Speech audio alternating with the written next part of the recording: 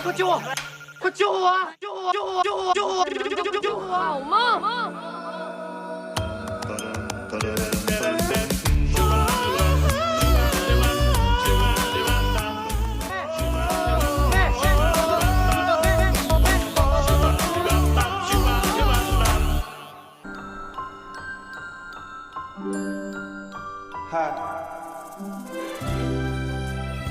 ？Shao जी अपने भाई से कहती है कि आज तो तुम्हारा बर्थडे है, बिजली हो ना हो क्या फ़र्क पड़ता है, हम कैंडल्स जला लेंगे। उसके बाद काइशन और शूफू शॉपिंग मॉल जाते हैं। वहाँ पे शूफू को एक वॉच काफ़ी पसंद आती है।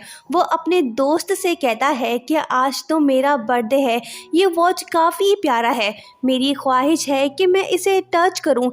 ये बात बता के शूफू आइसक्रीम लेने जाता है। दरअसल वो ये चाहता है कि काइशन उसे गिफ्ट में यही वॉच दे। दूसरी तरफ शूफू आइसक्रीम बाय करने आया है। वहाँ पे वो ड्रामेबाजी शुरू कर देता है और कहता है कि इसी एरिया में मेरे भाई का एक्सीडेंट हुआ था, उसके हाथ में 2 आइसक्रीम थे पर वो उसे नसीब नहीं हुए। मैं जब भी यहाँ आता हूँ मुझे अपने भाई की याद आती है। कैशियर गर्ल उसे कहती है कि बस कर दो, आगे मत बोलो वरना मुझे आज रात नींद नहीं आएगी, मैं तुम्हें दूसरा वाला आइसक्रीम फ्री देती हूँ। शूफू उसे थैंक्स बोल के वहाँ से चला आता है। उसकी एक्टिंग को देख के दूसरा आदमी भी ड्रामेबाजी करने की कोशिश करता है, लेकिन लड़की उसे कहती है कि मेरे आंसू बहुत बह चुके हैं, अब ये ड्रामा नहीं चलेगा। दूसरी तरफ शूफू अपने दोस्त काइशन के पास जाता है और उसे कहता है कि मैं ले आया आइसक्रीम। वो कहता है कि मैंने तुम्हारे लिए वॉच लिया है। ये सुन के शूफू की आंखों में आंसू आते हैं।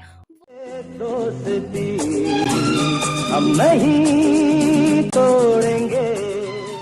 काइशन अपना दायां हाथ आगे करके उसे कहता है कि हैप्पी बर्थडे मेरे दोस्त, तुम इस वॉच को टच करना चाहते थे ना, लो अब अपना ये शौक पूरा कर लो, तुम जब भी चाहो ऐसा कर सकते हो।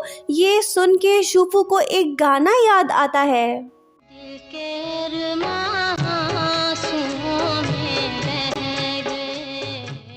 काइशन उसे कहता है कि जल्दी से मेरा वाला आइसक्रीम मुझे दो। शूफू कहता है कि ये दोनों तुम ही खा लो, मेरी भूख खत्म हो गई है। बेचारे शूफू का दिल उसके सेंसलेस दोस्त ने तोड़ दिया है। अगर हम उसकी जगह होते तो अपने दोस्त को जोर से मुक्का दे मारते। बहरहाल दूसरी तरफ शाओ जी माओ माओ के साथ बेकरी पे आई हुई है। वो अपने भाई के लिए बर्थडे गिफ्ट लेने आई है, पर उसकी फ्रेंड ने बिस्किट के ऊपर अपने फेवरेट आइडल का नाम लिखवा दिया है। शाओ जी उसे कहती है कि ये तुमने क्या कर दिया, ये बिस्किट्स तो मेरे भाई के लिए थे। वो कहती है कि ओ नो, अब मैं क्या करूं। घर वापस पहुंच के शाओ जी को आइडिया आता है। वो बिस्किट के ऊपर लिखे नाम को अपनी ज़बान से लिख करके मिटा देती है। जब वो अपने घर के दरवाजे के पास पहुंचती है तो तभी कोई डोर ओपन करता है। ये है काइशन। उसे देख के शाओ जी के दिल में घंटियां बजने लगती हैं और वो ख्यालों में खो जाती है। होश में आते ही वो फौरन से दरवाज़ा बंद करके ज़ोर ज़ोर से सांस लेने लगती है और अपने बाल चाल सेट करके फिर से दरवाज़ा खोलती है ताकि वो अपने प्यार को देखे, पर ऐसा नहीं होता। दरवाज़ा खुलते ही उसे वेंशु नज़र आता है। वो सोचती है कि ये क्या हो रहा है, कुछ देर पहले तो काइशन था, अब ये कहाँ से आ गया, क्या ये दरवाज़ा जादुई है। शूफू अपने दोस्तों को इंट्रोड्यूस कराता है। शाओ जी तो काइशन को पहले से जानती है। वो कहती है कि हम मिल चुके हैं, तुम सब रुको, मैं सज धज के आती हूँ। शाओ जी अपने रूम में जाती है और अपना मेकअप शेकअप सेट करके वापस लौट आती है, जिसके बाद वो अपने आप को इंट्रोड्यूस कराती है। सब कुछ बताने के बाद वो अपने भाई से कहती है कि मेहमानों को कुछ खिलाने का बंदोबस्त करो ना। शूफू जाके नूडल्स बना के ले आता है और वो खुद ही उन्हें खाने लगता है। काइशन उसे कहता है कि भाई हमारे लिए भी कुछ बचा लो। वो कहता है कि ये बर्थडे नूडल्स हैं, इन्हें खाने का हक मुझे है क्योंकि आज तो मेरा बर्थडे है। कायशन कहता है कि क्या कुछ और है खाने के लिए। शाओ जी उसे कहती है कि हाँ, रेफ्रिजरेटर में कुछ पड़ा होगा, जाके देख लो। ये सुन के शूफू गुस्सा होता है क्योंकि उसी का सामान वहाँ पे पड़ा हुआ है। वो वैनशू को रेफ्रिजरेटर खोलने से रोकता है और कहता है कि शाओ जी जो कुकीज़ लाई है तुम जाके वो खा लो। शाओ जी उन्हें रोकती है क्योंकि ये तो वो अपने भाई के लिए लाई है, लेकिन शूफू कहता है कि तुम लोग ये खा सकते हो, मुझे एतराज़ नहीं।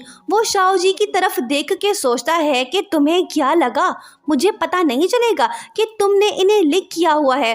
वो सोचते हुए कहती है कि ये बात तुम्हें कैसे पता चली। वो कहता है कि तुमसे यही उम्मीद की जा सकती है। शूफू का सारा दिन अपने दोस्तों के साथ बीतता है। इसी तरह रात हो जाती है। उसे याद आता है कि उसे तो इलेक्ट्रिसिटी कार्ड ढूंढना था, वरना मेहमानों के जाते ही उस पे कयामत टूट पड़ेगी। वो अपने दोस्तों से कहता है कि मेरी बात गौर से सुनो, आज हमें कुछ नया गेम खेलना चाहिए, जैसे कि ट्रेजर हंट। जो पहले ब्लू कार्ड को ढूंढेगा वही इस गेम को जीतेगा। ये सुन के दोनों फ्रेंड्स कहते हैं कि वाओ, इसमें तो बहुत मजा आएगा। कायशिन और वैनचू मिशन कार्ड ढूंढने में लग जाते हैं। शूफू और शाओ जी मजे से सोफे पे बैठ जाते हैं। बिल आखिर वैनचू इलेक्ट्रिसिटी कार्ड को तलाश कर लेता है। सब मिलके जश्न मनाते हैं।